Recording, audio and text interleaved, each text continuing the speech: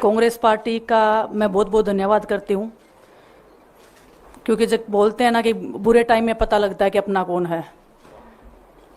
जब हम रोड पे घसीटे जा रहे थे तो छोड़ के बीजेपी को देश में जितनी भी पार्टियां हैं वो हमारे साथ में थी। हमारे दर्द को बहुत प्राउड फील कर रही हूँ कि मैं एक ऐसी पार्टी में एक ऐसी कांग्रेस ने एक बार फिर से जो है बीजेपी के लिए मुसीबत खड़ी कर दी। आपको बता दें, हरियाणा के चुनाव अभी नजदीक है और इसकी बीच जो है कांग्रेस की तरफ से 2 उम्मीदवार उतारे गए, विनाश फोगाट को और बजरंगी पूनियावाला को जो है कांग्रेस की तरफ से जो है यानी कि कांग्रेस पार्टी में शामिल कर ली गई और कांग्रेस की तरफ से जो विनाश फोगाट है उसको चरखी दादरी से जो है उम्मीदवार उतारे गए। और इसके बीच जो है इस चीज़ के लिए एक तरफ कहा जाता है, जब भी किसानों की बात आती है तो चाहे प्रोटेस्ट करनी हो या लड़ाई लड़नी हो, किसी भी मुद्दे की बात आए तो पंजाब और हरियाणा के किसान एकजुट होकर अपना लड़ाई लड़ते। बीजेपी की सांसद कंगना रनावत की जो किसानों के लिए विवादित बयान रही, इन चीजों के लिए जो है किसान भड़की हुई है। तो इससे हरियाणा में किसान जो है काफी नाराज है बीजेपी से और इसका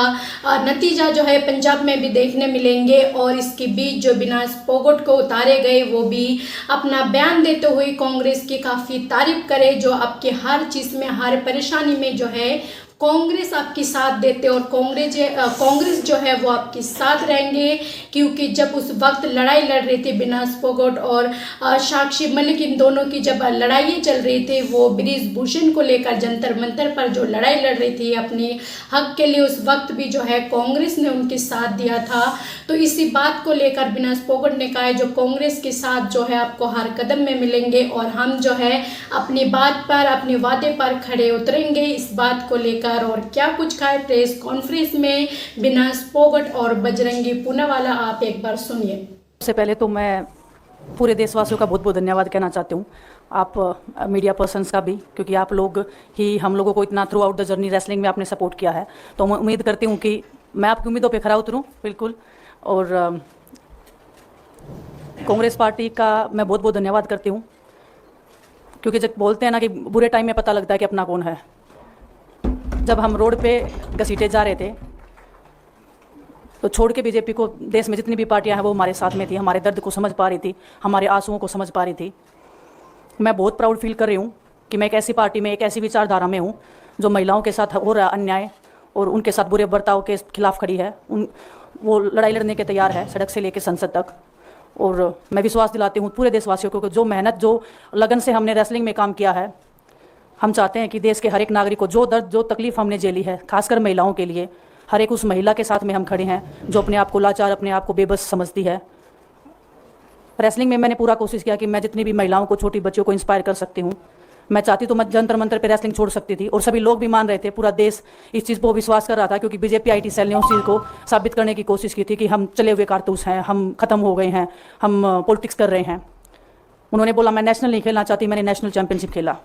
उन्होंने बोला ये ट्रायल्स दे के नहीं जाना चाहते, मैंने ट्रायल्स भी दिया। उन्होंने बोला कि ओलंपिक्स लेवल तक नहीं जाना चाहते, मैं ओलंपिक्स में गई, मैं फाइनल्स में गई। अनफॉर्चुनेटली परमात्मा को कोई और चीज़ मंजूर होगी। एक चीज़ मुझे पता है कि जब मेहनत आप करते हो तो ज़रूरी नहीं कि आपको उसी दिशा में मिले, कई बार दूसरी चीज़ों में भी आपको वो फल मिल जाता है। और परमात्मा ने मुझे मेरे देश के लोगों की सेवा करने का जो मौका दिया है, वो मैं मानती हूँ कि उससे बड़ा पुण्य का काम कोई नहीं हो सकता है। मेरे लिए बहुत प्राउड की बात है। बहुत एक मैं नई पारी की शुरुआत कर रही हूँ आज से। मैं चाहती हूँ कि जो हमने फेस किया एज ए खिलाड़ी होने के नाते, उन सब खिलाड़ियों को वो चीज़ ना फेस करनी पड़े। हम उनकी लड़ाई में साथ हैं, शायद उनको आज हिम्मत मिले।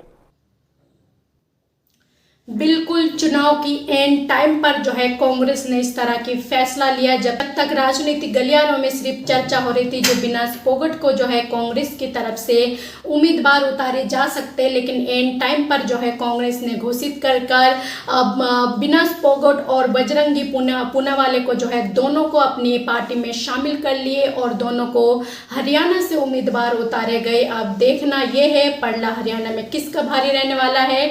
वैसे कांग्रेस ने ने इस बार काफी वोटों से जीत हासिल करा है। काफी बीजेपी की सरकार जरूर है, लेकिन कांग्रेस की मनमानी चलते हैं। तो इसके बारे में आप लोगों का क्या राय है? जो भी राय है अपना राय कमेंट बॉक्स पर जरूर लिखे। चैनल पर पहली बार हो तो चैनल को सब्सक्राइब करना ना भूले, बेल आइकन को दबाना ना भूले, ताकि इसी तरह की वीडियो अपडेट आप तक पहुंचे। अभी के लिए जय हिंद, जय भारत।